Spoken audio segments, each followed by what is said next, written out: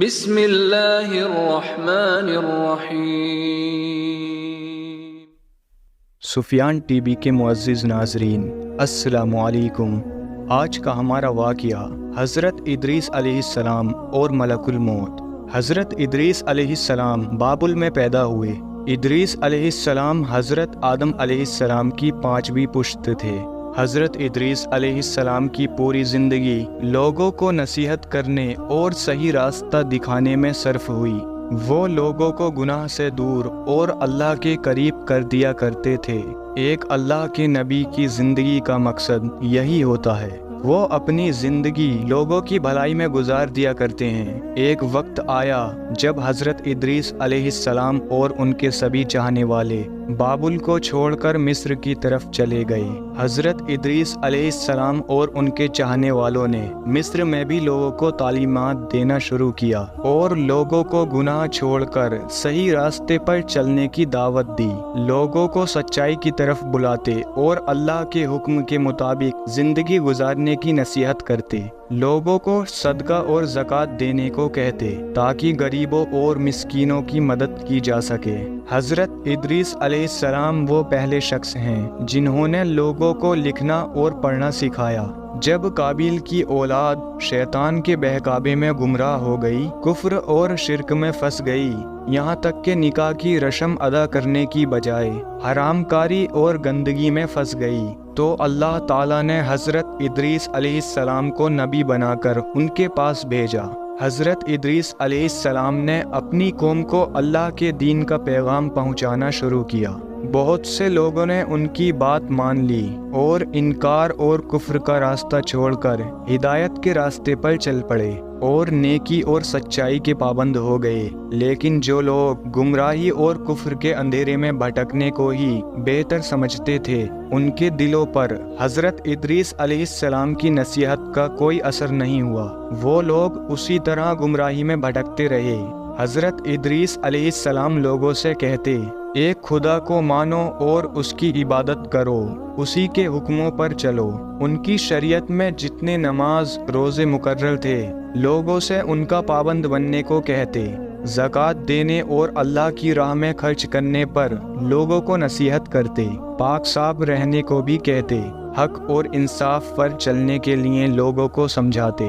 حضرت ادریس علیہ السلام خود اتنی عبادت کرتے کہ ہر دن 1000 بار سے زیادہ تسبیح پڑھا کرتے تھے۔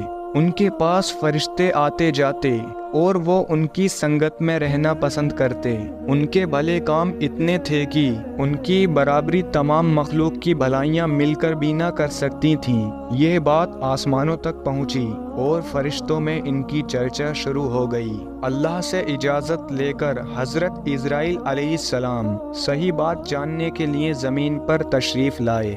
حضرت اسرائیل انسان کی شکل میں ادریس علیہ السلام کے ساتھ کئی دنوں تک رہے۔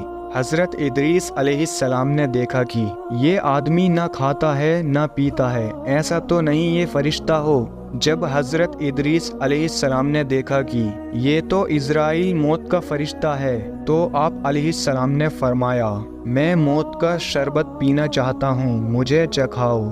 حضرت اسرائیل علیہ السلام نے اللہ سے اجازت مانگی اور اجازت لے کر انہوں نے حضرت ادریس علیہ السلام کی روح مبارک کو قبض کر لیا اور ان کی روح کو ان کے قلب میں ڈال دیا۔